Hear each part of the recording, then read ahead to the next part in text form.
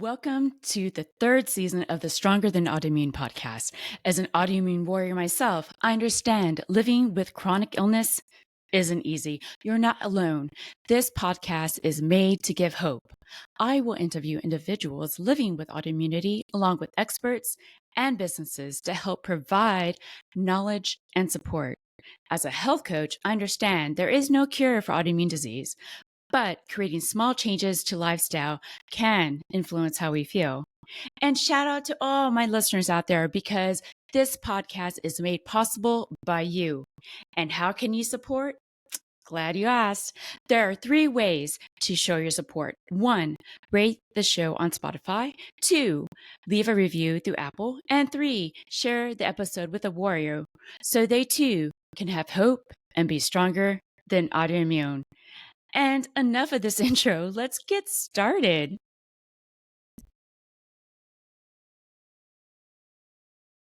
All right. Thank you so much, Dr. Sweta, for joining me on the Stronger Than Autoimmune podcast. Did I say your name correctly? Yes, you did. Okay. All right. I've been looking at so much of your videos and I came across you because you do something very unique. It's that Psychoneuroimmunoendocrinology, correct? Well tried. I'm going to say it for you, Psychoneuroimmunoendocrinology. And I like to say it as a rapper, Psychoneuroimmunoendocrinology. Yes, you were almost there. I forgot one of them. But I thought it was fascinating that first of all, I'm fascinated by the brain having so much power. And since you're on the Stronger Than Autoimmune podcast, I want people to really understand the power of the mind. And I know you do a little experiment with the hands. Would you mind starting off with that? Absolutely. I love doing this just for the matter of the fact to know how powerful we as mind, as this wonderful mind that we have is. So I want you to do it, and I want everybody who's watching also to do it. All you do is take your 2 hands and then join them at the wrist and put it like this. Yes, absolutely. And watch the middle finger. For some of you, the middle fingers would be equal. For some of you, one would be taller than the other. What is it for you, Desiree? It looks like Equal. equal. Perfect. Yeah. Now, for all the people who where it's equal, and please remember that. For all the people where one of them is taller or shorter, please remember that. And now you can release your hands. And what we are going to do is, I want you to think of any finger that you have in mind, right or left, does not matter. I want you to picturize that in your mind that it's getting taller. It's getting taller than the other. Just keep a mental picture. And I love when people just close their eyes. It's such a beautiful thing that when they want to intensely focus, that's what you do, because you don't want the other sensory stimulations. Perfect way to do it. Just imagine that finger is getting taller. For all the people who are doing this experiment as well, keep repeating. And I often say I'm not a hypnotherapist or a hypnosis expert, so this is not an exercise in hypnosis. Keep doing that multiple times. It just does not matter if it's a right or a left. I want you to keep doing that. Keep doing that a couple of more times, and let's do it. Let's see what happened to you, Desiree. Already. Wow. Wow, the right one. That's your chosen one. Yes. Yes. 90% of the times people do have a change of that physiologically. So what we actually, if we take a caliper and we measure, we will see a millimeter of a change. And why this happens is because of the thought. It is this axis. So it has nothing to do with really hypnosis or anything. It is a neurophysiological change which is happening. Now imagine a couple of times of thinking and you're making a big change in that structure. So what can happen to your body, to all the diseases, whatever you can, it all starts in here. That's why psycho, neuro, which is brain, physio, my physiology, immuno, which is my immune system, and endocrinology, which is my hormonal system. Yeah, that is Isn't it amazing. wonderful? It is. I mean, the power is all within us. And so, as far as what the body can do, how is the brain able to do that? Like the muscles, if we were able to do that with our finger, Mm-hmm. how does that work with our gut and the immune system? It works just beautifully well, exactly the same that you saw, so everything. So if I talk about disease, dis-ease, I'm not at ease, so essentially I'm not well, or I'm pathologically having a problem, but everything is all sort of beginning with the mindset that I carry. If I feel sick, then I am likely to not feel well, right? So a lot of scientific experiments have been done, and since we are on the autoimmune podcast, I think it's a great way to bring only the examples related to the autoimmunity. That majority, and this was a big huge meta-analysis where we gather a lot of trials and then we study it. In that, roughly about 300 papers were studied, and what they found was that the majority of the underlying basis for the autoimmune conditions was essentially stress, and was Mm. essentially a mind which was not prepared, or the issues with the mindset, right? So when we have this stress, we don't, when do we call it as stress? We call it when we are not able to cope up, when we, the Mm. same situations and circumstances what is presented to a few people, they're all right with it, but when they're presented to a few people, they have the stress response. And it was very clearly documented that that is the bedrock in that huge meta-analysis trial. Yeah. So embracing the stress that, or having some type of coping mechanism Absolutely, absolutely. is very important. And Hmm. also having that, like you said, mindset, the growth mindset to say, okay, I've got this problem, but I could do XYZ or I could learn from it. Absolutely. And if, I mean, I know you mentioned there's different research papers.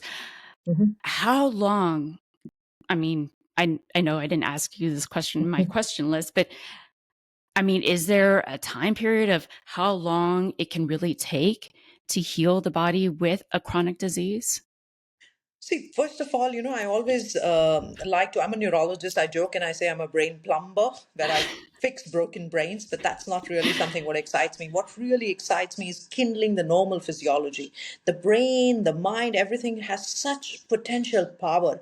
It's a matter of understanding. It's a matter of going deeper and understanding what is going wrong. Now, I often, when patients are talking to me, I say that, are you here to just fix a few branches of the tree? Or do you want a few fruits up and down? What you really want to do is go to the root of the problem. You want to address what is right there at the root of the problem.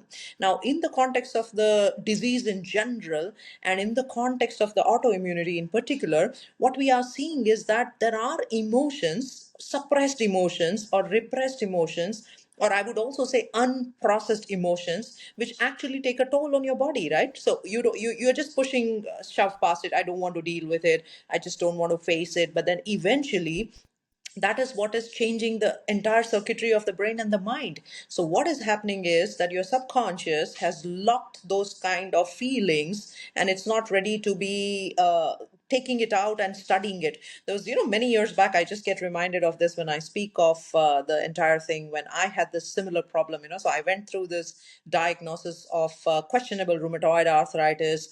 I was in my it was my residency, so I was doing my neurology studies. I was in Mumbai, and obviously neurology studies are quite intensive, and there's a lot of things which goes on. It's indeed stressful, so I have this weird pains in my joints. I wake up every morning and it's all stiff, and I don't feel good. I feel tired, my ankles hurt, and it was such a bad feeling. So obviously, you have all your friends around, right? You have rheumatologists and gastroenterologists. So I just go to my rheumatologist friend, and bang, she gives me a diagnosis of rheumatoid arthritis and says, okay, let's go get your RA factor checked and your anti-CCP and everything and checked.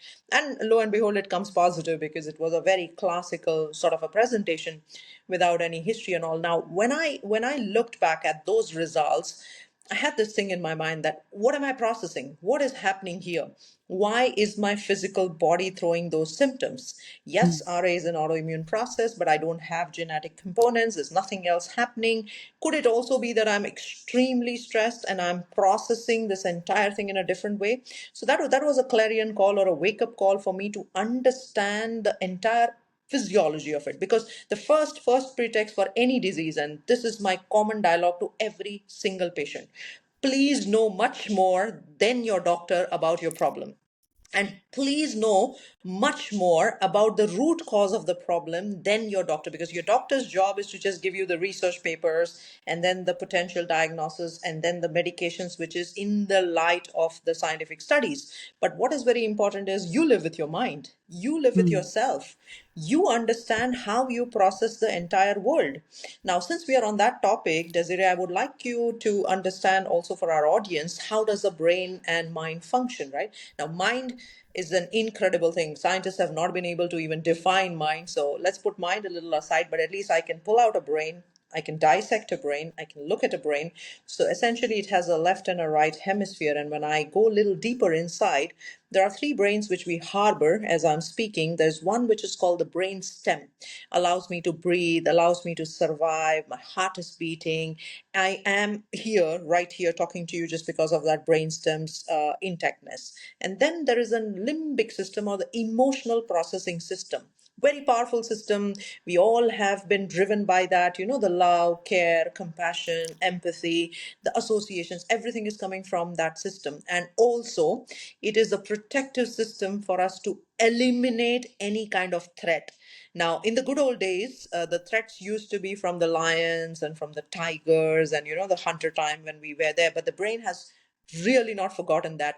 In fact, in today's world, the threat is the boss sends an email, there is a business thing which goes wrong, and then the threat is, oh, my partner is not looking at me, oh, the kind of the mail or the message that I got. And the threats are omni-channel, right? There's a little threat coming from your WhatsApp, a little threat coming from social media. So it is exactly the same thing how the brain is looking at it. So the brain is looking at, I want to just be aware of that threat. In that process, it is constantly on the guard. It is constantly trying to fight, flight, freeze, or it's in a state of fear. Now, when that happens, the front part of the brain, also called the prefrontal Can you cortex. move it a little up so we can see? Sure, Uh, absolutely. So that is the okay. brain stem. That is the Okay. limbic system, which is inside, and this part of the brain called the prefrontal cortex. And if we just Okay. match it together, these two sides actually form the frontal cortex. Okay. Now, that is what is happening is it's like a little switch thingy, what is happening when my emotional system is engaged in just pushing the threats out. Okay, I'm always, aware. I want to just constantly be on the guard. My prefrontal cortex is not actually in control or command. And that is the most important area, which, if grown to the potential, can change the entire game of human existence. In essence, what it does is it makes you understand what is good and bad. It makes you understand discrimination. It allows you to make proper intuitive judgments. It allows you to understand things as they are. It allows you to go beyond the limited threats of what the limbic system does. So that switch is a problem. And for me, if I look back then, I strongly felt that that is where my problem was. Every little thing was bothering me. Every little thing would register as an emotional reaction. Every little thing was, I wanted to control all of those things. Now, in that process, already my brain was in that excitatory phenomena of trying to, associate that to the safety part of it. And I understood it pretty much well. I went back to the rheumatologist friend and I said, look, I'm going to work on myself. I believe in you. I believe in your diagnosis. I believe in the medications that you have given me, but I am going to take a little bit of a different route. Also understanding that I'm not just the body, or I'm not just the mind. I'm not just this physical essence, and I'm going to go a little bit, try a few new therapies. I am going to be very open minded. We as allopathic practitioners, sometimes, occasionally, we have this very monofocal approach, and we often forget the entire integrative aspects of healing. And I often joke and I say, when people bring out these, okay, there's X number of patients to be seen, or Y number of pharmaceutical, blah blah, everything what is happening, and I say, look, guys, we are into healing. We cannot be dealing, with things. So out of that thing, I took a lot of lessons and I started to study further, and that was my exposure or journey facing myself. And interestingly enough. I think God has given me multiple opportunities. I was a young kid in my eighth grade. I still remember, and this was many years back. There was I got this enteric, which is enteric fever with encephalopathy. So I was admitted in the Mm. ICU for good long 6 months, and nobody thought I would ever survive and I would have actually be ever alive. Oh So my there was this goodness. challenge. So when you keep getting these challenges as a patient, being a doctor, you start to be empathetic. You start to see the entire science of medicine from a very different lens. And I don't say every doctor has to go through that, but that was my experience. And that sort of shook me and took me to dive deeper into the essence of healing. Let's put it that way. Mm. Wow, what a journey. And so it's not just the mind and the mindset, but it's really, like you said, getting to the root cause Mhm, and exploring mhm, what am I holding in and what mhm, do I need to express? What do I need to let go of? mhm. Do you think, and well, I know you have experience in meditation and chanting. Yes. How much of that helped you, or did you use any of that?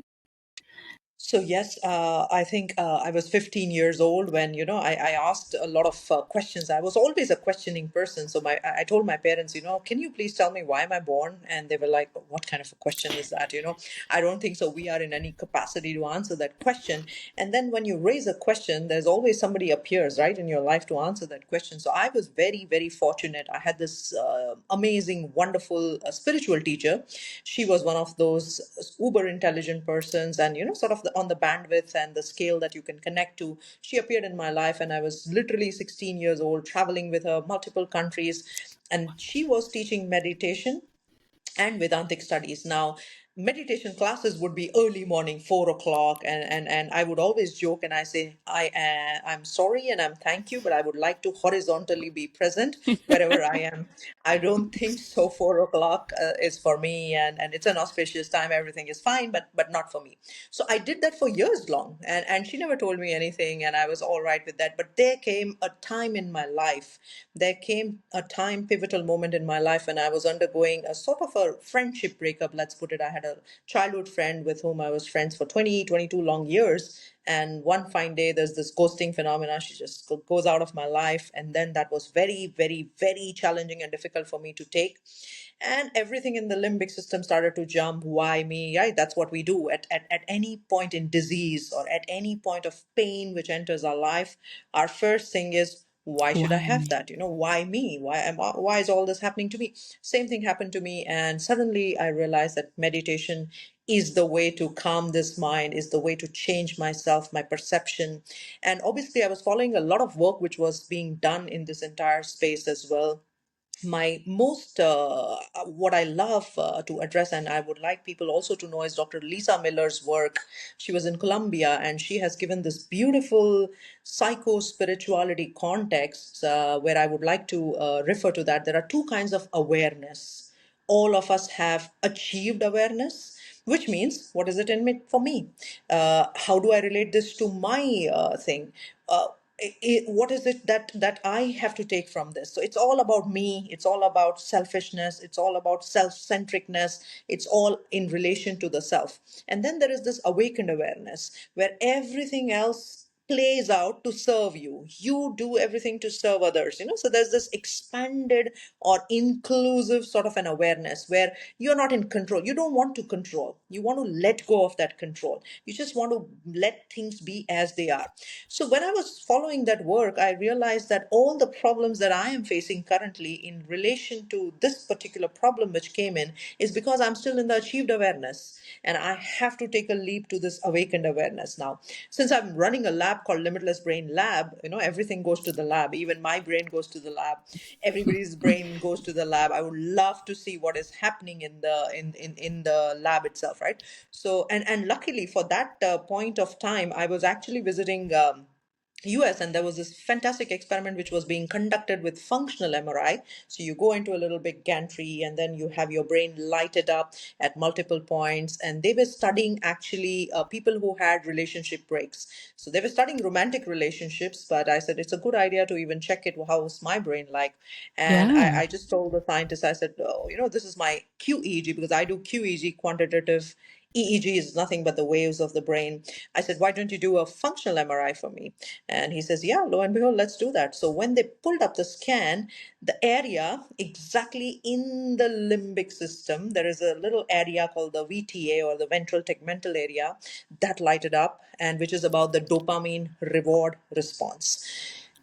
Same area gets lighted up when you are addicted to cocaine or any such addiction. So which means the relationship with that person was very close, obviously, because it was like a sister. She was all there during the journey with me. So that was the what I was craving, was an achieving awareness that I had this as a loss. I was addicted to that response. So I Yeah. had to move to that awakened awareness. And when I looked at that scan, and then when I came back to my lab and I started to do the QEG, again, understanding what is happening in my prefrontal cortex, what is happening in this, I had a huge revelation that circuits have to be changed.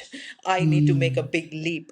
And obviously, since I was exposed to chanting, I was exposed to meditation, I was always exposed to it, never tried it. But that was the time when I took it up very seriously.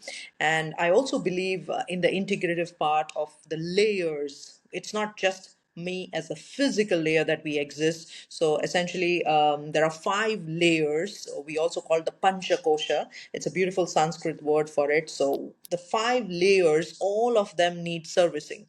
So what are those layers? One is the food sheath. The what we eat becomes a physical this. There is a mental sheath. So whenever I'm thinking, I have that sheath which comes out into play. I also have the vital sheath, or the prana, or the where the force, the vital force lies. I have this intellectual sheath which is thinking, and then I have the bliss sheath which is about the who essence of who I am. When I was going through these sheets, I often like to do, and I call this as my internal audit. Everybody, my internal audit, external audit, so everything is all about a little bit of checking, balancing, what's happening in the life, how are we processing the emotions. And during this process, my spiritual teacher and I was having a dialogue, and she said, I think it's too much of your processing of the mind inside your brain in the body. Why don't you put your mind on table? And for a moment I was like, put the mind on table, what is going on? So what she was trying to tell was, why don't you dissociate from the emotions Mm. that you are having, which you are internalizing. And most people in the autoimmune context, what is really happening is, everybody knows that there is a little bit of a threat, like an antigen which comes in, and then there is an antibody which is trying to attack. The body is trying to help, right? There are natural killer cells and B cells and T cells, and the body is trying to protect you from that, but there is an overstimulation of that. The body now starts to attack the normal cells, or the process where it's not supposed to be checked. It just goes unchecked. I think same thing for cancer. There is a normal process of growing new cells. It is always changing its structure, it's always moving from one part to the other part. But now what happens is, it just goes unchecked. And Mm. somewhere in this checking, unchecking, or this mechanism, your processing of the emotional system plays a very, very important role. So when I understood that, yes, I need to put my mind on table, then what am I going to do? I'm just going to watch my mind. So it is just going to be a distance between who I am as a person and my mind. And very interestingly, Desire, we never say I mind, or we never say I brain, right? We always say my mind Mine. or my brain. And this was a revelation of it in itself, because which means I was disconnecting myself to who I am originally in the consciousness, in the realm of consciousness. And I was trying to only play with my mind within the limited physiological system that is. So, meditation helped me long, I would say, a long process. Yes, it took me a lot of time to understand the basics and then to get to this stage. But breathing also changed my life. What we call pranayam, or breath work, breathing techniques, it just changed the way how I, again, because breathing is the bridge between who you are as an essence to the mind. So it helped me a lot. Yeah, and then the physiology of Hmm. breathing, being able to Yeah. control that because your diaphragm and your heart and your lungs are changing, Hmm. and with that, I mean, oxygen with the brain. I mean, well, I mean, you're the doctor. I don't know all the specifics, but that makes a lot of sense. So I think everybody should know this, because this is the systems, the two systems that we live with, and that is the two systems who defines our physiology. It's very simple. I think the body on the whole is very intuitive. It's mathematical. I also feel the brain is very mathematical. Mathematics, once you know the formula, you're done. You're sorted for life. So it's just until the time that formula comes to your play, then everything sets up. So the two systems that we have is, one is called the sympathetic system, which means when I have a threat, I need to fight, I need to start to prepare. My pupils dilate, all the blood flow goes to the areas that I need, all my limbs have now the power. Everything is shifted to help me gear up to approach and to run, or whatever it is, to do that. Now that is sympathetic system. My heart will race, my breathing will go fast, everything in the line of the sympathetic. There's a second system called the parasympathetic system. That is called also the vagal tone. And vagus nerve is the longest nerve in the body and most important. I say that, in my limitless lab, we have a dictum: vagal mastery is the key to your life. So if you understand the parasympathetic system, which means it's a system which is calming you down, it's a basal tone, your heart rate comes down, your breathing comes down, and the synchrony, I think that's what you talked about, right? The Yes. diaphragm and then the heart, and the way it is variably, we also call it HRV. Lots of nowadays, all the Apple watches and your Whoop and Aura and whatever you call it, it's measuring all the HRV. So when you have that imbalance, the parasympathetic and the sympathetic, your sympathetic tone on the higher side, likely that you are stressed. You're not processing your emotional system well. Likely that your body is in a constant system where it is to fight or it is in the threat. Cortisol, the catecholamines, the bad hormones which you don't continuously need are there. And if your parasympathetic is high, you have all the good chemicals, all the things which will allow you to have good memory, good sleep, your good diet, appetite, everything is set in that parasympathetic system. Most people in the autoimmune context of it and in the disease context of it, and I love to do it as an experiment. If you look at a person who's really sick, and you should watch the breath and watch the heart. If you just subtly watch, there will be this dyssynchrony that we are talking about, or the heart rate variability, which is a problem. The person would be breathing also faster. Assume, let's say there was a anger for a certain reason and two people are fighting. I cannot be in the parasympathetic, just the basal tone, and start to fight. My entire physiology has to match to the mindset. In fact, I was talking this to the young kids, 2 days back, and I said, have you ever watched a Superman who is like, okay, I'm a Superman? It's just not possible. The Superman has to have that physical self. Now, why is Superman doing that? It's a symbolism to state that your physiology or your body is impacting your mind. Your superpower is right stemming from your mind to the body and then your body to the mind. Extremely important and necessary. Yeah, yeah, that Superman stance or the Wonder Woman. Yeah, more of a Yeah. woman, so Wonder Woman stance. Yeah, it makes a big difference, and it sounds like that combination of disassociating your mind, like you said, meditation, and the chanting. And I know the chanting also creates a vagal tone, also, Yes, and I would absolutely. think that it would have some, like, you have to breathe a certain way because you have to, when you're chanting, you're singing, so you breathe at certain times to make it work. And then it also sounds like more of an intention too, like when you're Exactly. So saying it's not these. Absolutely. It's not about just the tone, right? When I'm speaking to you, it's a tone, but it's about the intonations, the variations that you do, the breath that you hold a certain time. It's the way that you roll the pitch up and down. Now, all of this is a vagal modulator, as you rightly mentioned.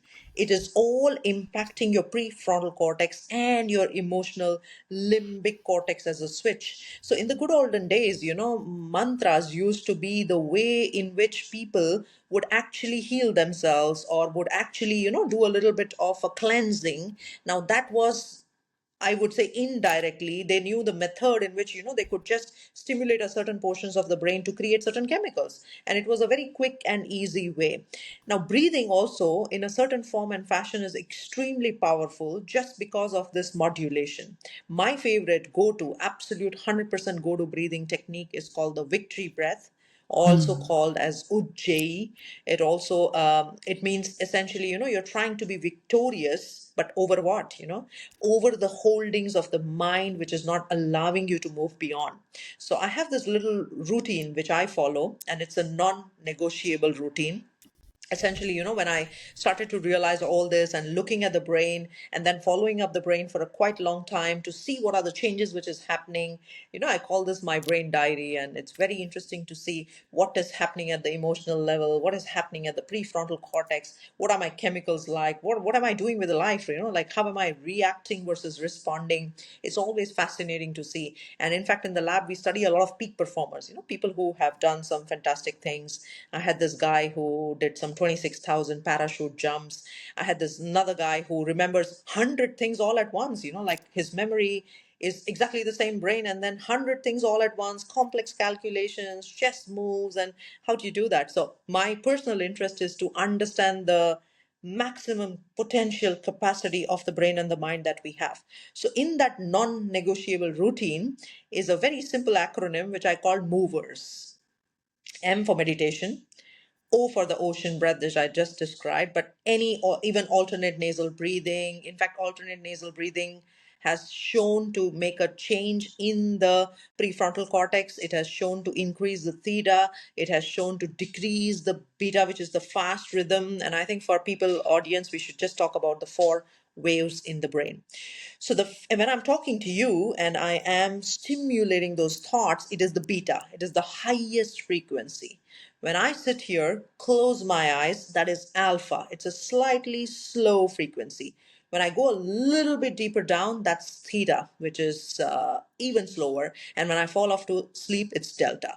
And that's why, when we wake up in the morning, I don't want to go from a delta to a beta. I don't want this amazing jump, which is like a high jump or a long jump. I really want to stagger it. I really want to be coming out with a little bit of care and concern. That's why I say no phones straight away waking up in the morning. You don't want to jump to anything which is stimulatory.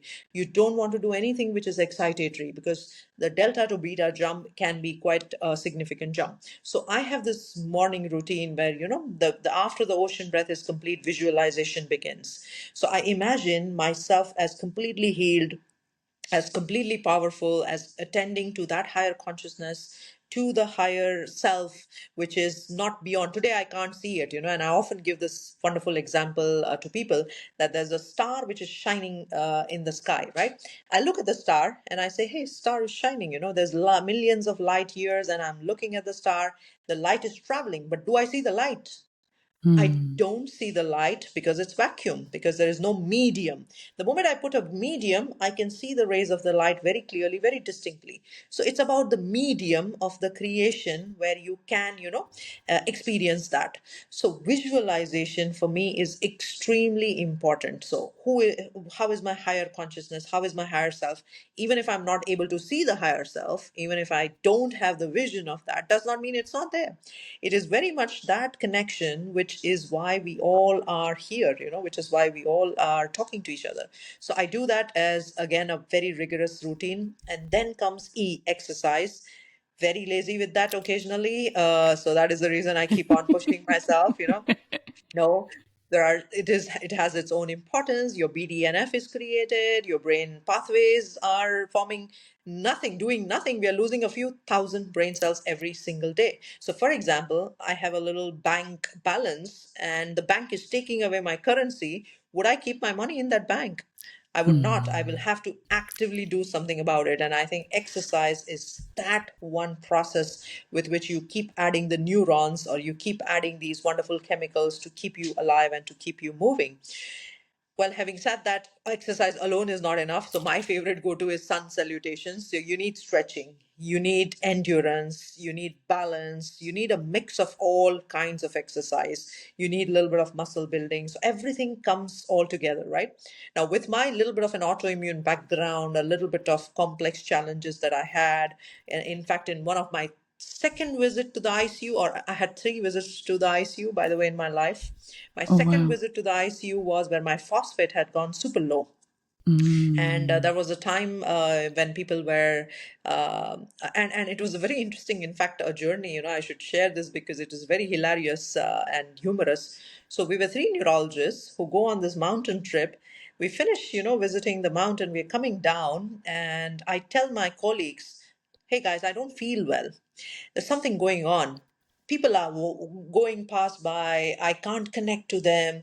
What is going on? I'm just confused." Now, my colleague said, "Oh, you're just tired. We had a long journey and you went up, and it's just tiring. It's just tiring." And I again, the next day when we were going back home, I said, "Guys, something is going on. I can't relate to anything what is happening." And they did not take me seriously. I come back home. My dad's a doctor as well, and I tell my dad, "I don't think so. I'm fine. Something is going on." And my dad, in a casual sense, says, "Oh, why don't you check your blood chemistry?" I said, "Good idea, So I call up a pathologist friend and I said, "Can you do all the blood chemistry for me?" And few hours pass by and he calls me frantically. He says, "What else are you feeling?" I said, "Yeah, I'm not just feeling well. There's something going on. I don't know, but I'm not feeling well." And the phosphate was super low. And he said, "This will need an immediate ICU. We need to check your ECG." And when they took me to the ICU and when they did the ECG, there were multiple ventricular contractions. It was all ventricular arrhythmia which was happening. And what I was showcasing was an encephalopathy, which means I was Mm. not able to think right. I was not able to feel right. With that, Wow. I had to do all the phosphate. Why did my phosphate fall? And then there was this iron deficiency, anemia, blah, blah. So many things happened in that process. And very interestingly enough, when I went back to my hematologist saying that, "Hey, the reason was your IV iron, which led to this low phosphate." And he won't agree to that.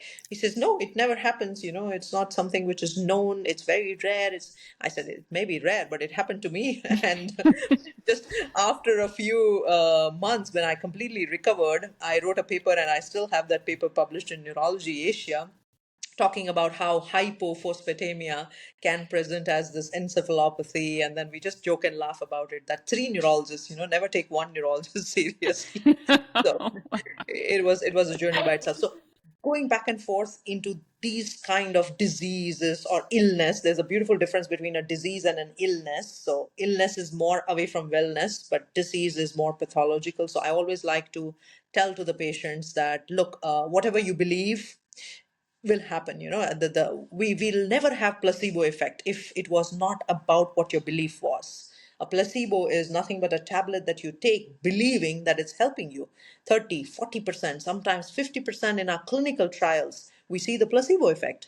And often we also see the nocebo effect. If I tell you, "Hey, Desiree, you're going to take this tablet and it's not going to work for you," whatever the best of the medication be, 50% chance, flip of a coin, it's not going to work for you, period. So with all those, interesting psychological basis behind it and going back and forth, so I said, okay, exercise also has to be a part of my regimen and routine. So that became sun salutations. And then came R, movers, meditation, ocean breath, visualization, exercise, reading. Now, Mm. obviously, I was a very good reader all throughout. Then the question comes, do you want to read a newspaper getting up early in the morning? Absolutely not. Do you want to read just random stuff which comes out on the internet? Absolutely not. So you want to read something which is impacting your mindset.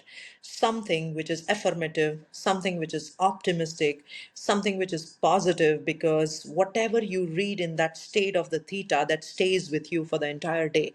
So in the morning, what you are reading, if it is powerful enough, then sort of you carry that emotion, you carry that mood, and rushing for the breakfast and then taking up any kind of fast food, etc. I'm still not a big fan of it. So I really, and on top of it, if you study the sleep chronotypes, I wish there's someday the corporate world understands this, that some people cannot start their work right at 8 o'clock or 7 o'clock in the morning. I'm one of those.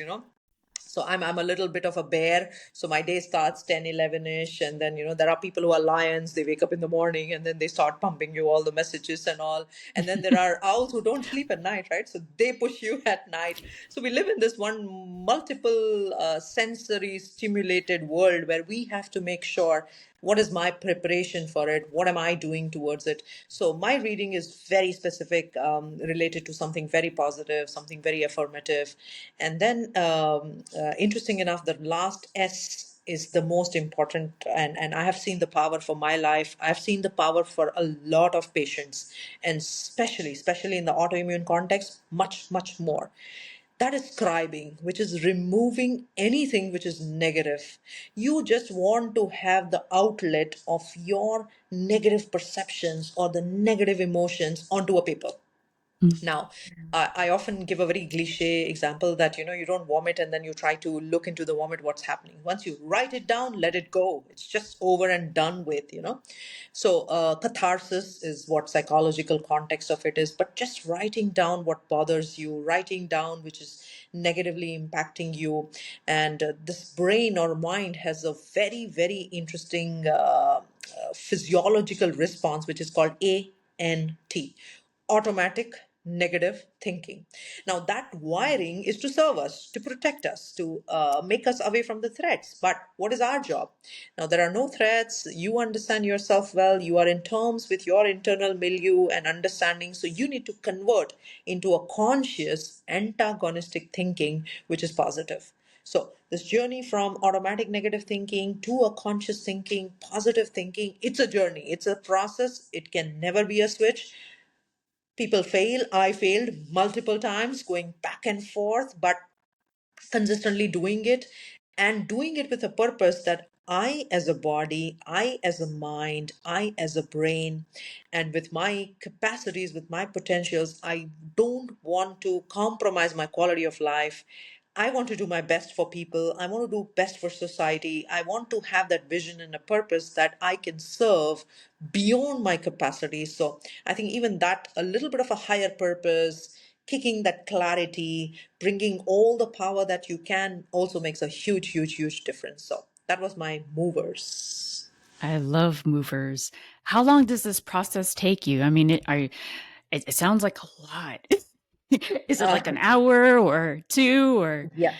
It takes about 40 minutes for me. So 15 minutes of meditation, about 10 minutes of breathing, 5 minutes of reading, 5 10 minutes of writing, exercise, 10 minutes sun salutations. I do a very quick round of all the salutations. So yeah, it takes about 40 45 minutes, give and take. Now, anything to do with the brain. Now, do we wake up in the morning and ask ourselves, oh, do I need to really brush today? It's an automatic response, right? That happens. If that happens automatically because of the wiring, why can't I make something as a routine which is wired in me? So that is the most important thing. Now, brain takes some time, by the way. When you fail multiple times, because it is a lazy organ, period. It just does not like to change. It likes to keep all the energy intact, all the 20 30%. It wants all the energy to be there. It does not like to move. And what it will do is push you up, push you out, procrastinate. I don't want to do it. Everything will happen. But 66 days is what the science says to wire a circuit or make a habit. And then we all know the way we think, the actions happen, the way we act, our character, our habits, everything is deciding our destiny or the way we want to live life as well. So brain has to be pushed, mind has to be controlled. There's no way, because the property of the mind is to absolutely attract. So it's like a Teflon, right? I mean, it's a Velcro. I wish it was Teflon. So it's a Velcro. Anything negative would just stick it in there, you know. So something happened, very small little problem which happened in a relationship, that stuck. Something happened wrong in the work, it's stuck. Now, if you on an everyday basis try to be stuck into these kind of multiple issues, then very difficult for the entire ecosystem, your physiological ecosystem, to then work for you. And I'm a great fan of also gut health. I think gut is at the prime root of antigen exposure. You eat the most, and then you expose yourself through the skin the most. These are the two important areas of reception, especially in the autoimmune context. Very, very, very important to have your gut health absolutely fit and fine. Leaky gut, more antigenic exposures, more fights, and then gut and brain axis. It's the same wonderful vagus nerve which comes to our help. So having a gut health which is amazing, which is rocking, to the system of vagus which is perfectly working, helps a lot in the recovery. So being mindful. Why do we say mindful? Because I want to watch, observe, being mindful of what I eat, being mindful of what I think, being mindful of how I'm sleeping. All these little things take a long road for recovery. And you did all that. I mean, be, do you think that you talked about the brain being lazy, procrastinator? How do you get beyond that? Do you think having, everybody talks about a big why, a big, purpose, but what if you, I mean, what do you think can get you over that hump of procrastination? That's a very good question, and most people, don't have a very clear answer. Let's put it that way. So many years back, I had no answer about, even why am I here on this planet Earth? What am I doing? So many things were happening in my life, but I felt like I was an automated program which was running somewhere, and running up and down, doing so many degrees, going here, going there. I've lived in 5 continents, by the way, done so much across the beyond. So but at a point, when you stop by and say, hey, what's going on, what are you doing? So that is when the purpose comes into mind, and I think the clarity of your being. So I always say, human doing should be converted into human being, and that is such an important and essential element of life. So what is happening today is there's a lot of things happening around us. So having a little bit of a clarity to who am I as a person, or as a consciousness, what is my best instrument like, what is my mind like, what is my brain like, is not, I don't think so it's a necessity or it's a luxury. I think every single person at some point in time should do that consciously, and answers will come. It's a process again, so answers don't come that fast. It's not a switch, but starting to prepare for that makes the entire existence of life beautiful. I always, thank God and say that, it's just how grateful, and exercise of gratitude, of course, is also a huge part of my life. That has changed also the way brain pathways. By the way, there are enough studies which say that gratitude changes the brain pathways as well. So everybody can do it. Procrastination is just a mere, I would say, what do you call, what is the best word that you give? It's just a mere excuse, Mhm. but it's possible. Yeah, yeah. And to shift gears, I mean, this is still, I don't know if you've done this before, but I know you do a lot of aura type of work. Have you done any aura work with autoimmune people? Like, I Yeah. don't know. I was just wondering, do when they're people are in a negative state, I mean, I guess that goes along with autoimmunity, kind of down on yourself, sick, ill. Mhm. What does that look like? Interesting question, and my favorite question. Thank you for asking.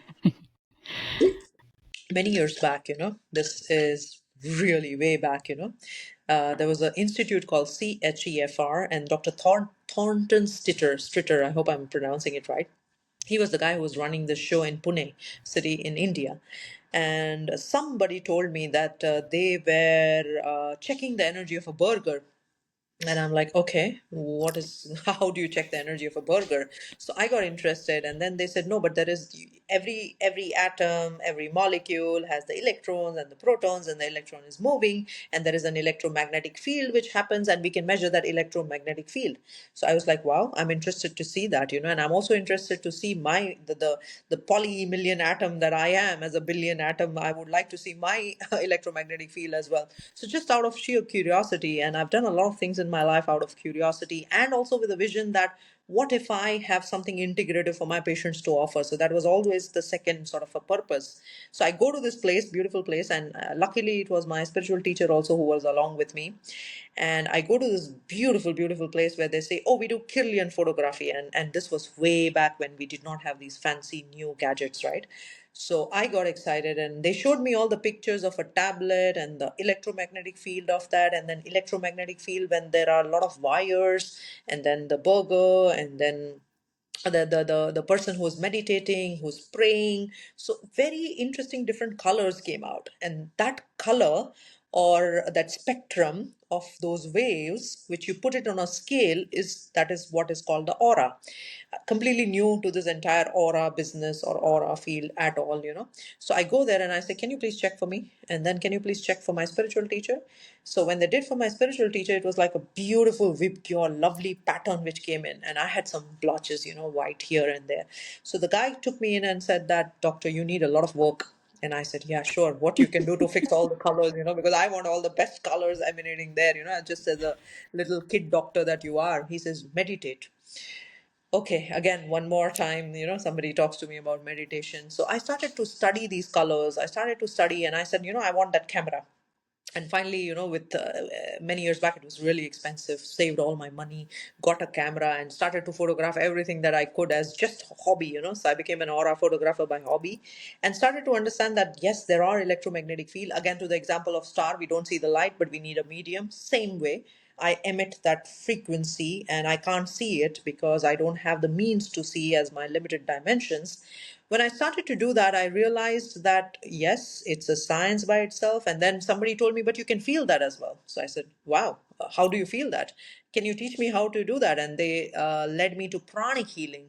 So I started to do pranic healing from that, and I started to feel the difference in the energies. And that was actually, it was just absolute serendipitous curiosity which led me there. Many years passed by, and I started to do pranic healing level 1, level 2, and this was from Master Chokok Sui's institute. And I would go back because I was always a doctor, so I would have some patients, and it was always interesting to talk about. And so it was always an integrative journey, exciting journey, always happening there. And for me particularly, all these help in healing my own self, healing my own internal issues or my own physical issues, whatever came by.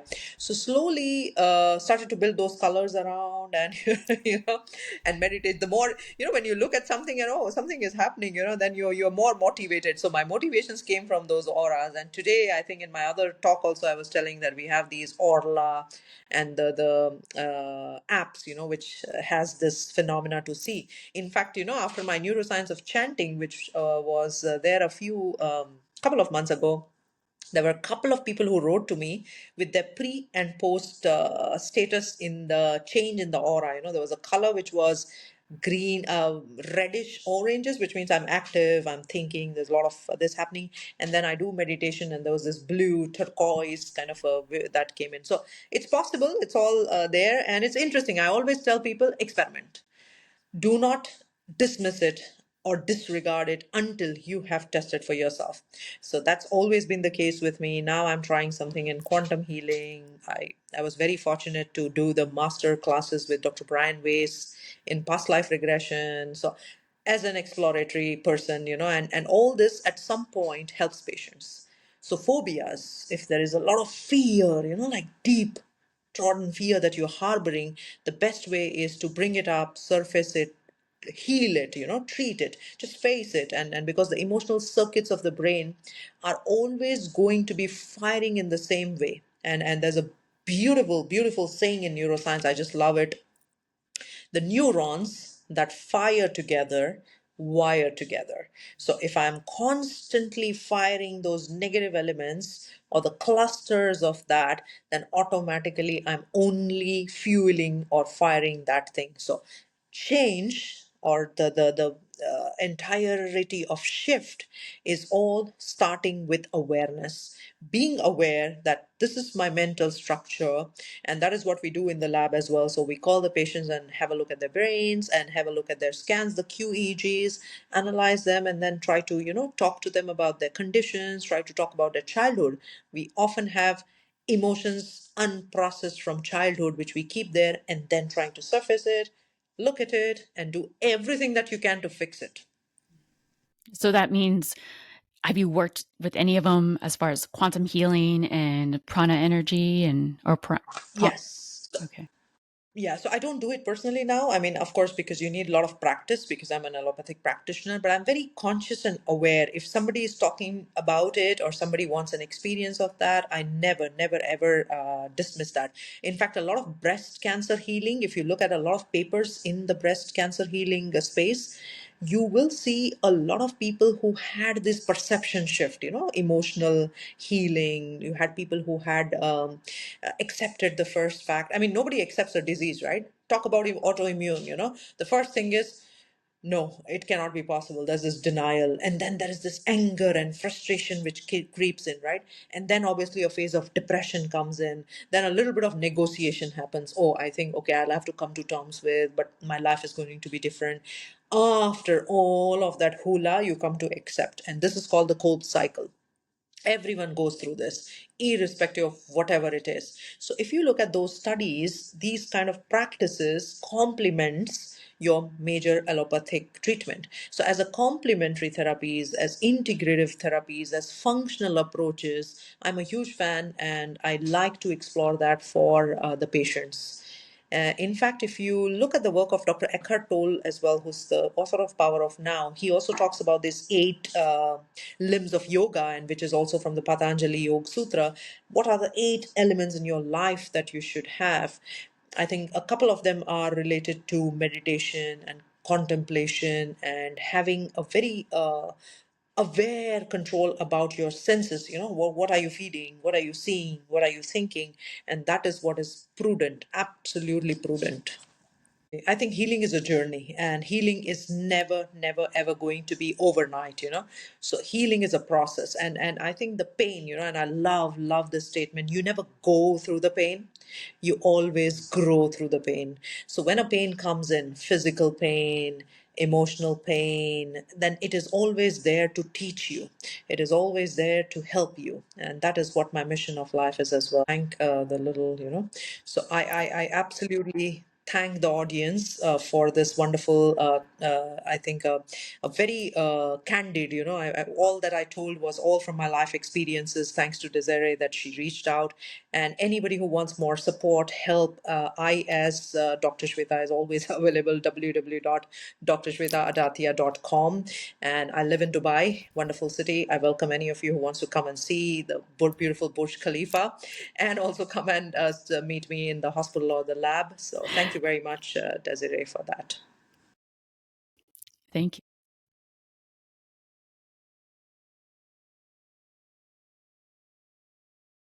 Thank you, thank you, thank you so much, Autoimmune Warriors and others. I really appreciate your support and listening.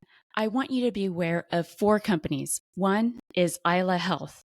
They make it easy and helpful to track your lifestyle to reduce flares. But it's more than a tracking app. Isla Health uses data to develop a personalized care plan that works for your life. So why not check it out? Number 2, Adapt Naturals by Chris Kresser. I'm excited to let you know about BioAvail Multi. It gives you the full spectrum of ingredients that you need to thrive, like essential vitamins, minerals, and phytonutrients. So go to adaptnaturals/DES15. Use my code DES15, DEZ, to get 15% off your first order. And number 3, it is a autoimmune community, Brightly Thrive. Yes, it is an inclusive, fun space to learn, grow, heal, and shine brightly with others that are facing autoimmune challenges just like you. And last but not least is Leap Cure. Check out how you can benefit from their company and what their latest clinical trial is. So, thank you so much and be stronger than autoimmune. Until next time. Guess who I just connected with, warriors? Leap Cure. Leap what? Leap Cure. Leap Cure connects patients with clinical trials to make research more equitable and efficient. Listen to their latest clinical trial. If you've been diagnosed with thyroid eye disease and are seeking potential new treatment options, you might be interested in the LIDS clinical trial. If you're 18 and over, have a diagnosis of Graves' disease or Hashimoto's, and are interested in potentially participating in research, you can fill out a short questionnaire at lpcur.com/TED. You'll be connected with someone on the team to determine whether it might be a good fit for you. Check your eligibility and learn more at lpcur.com/TED.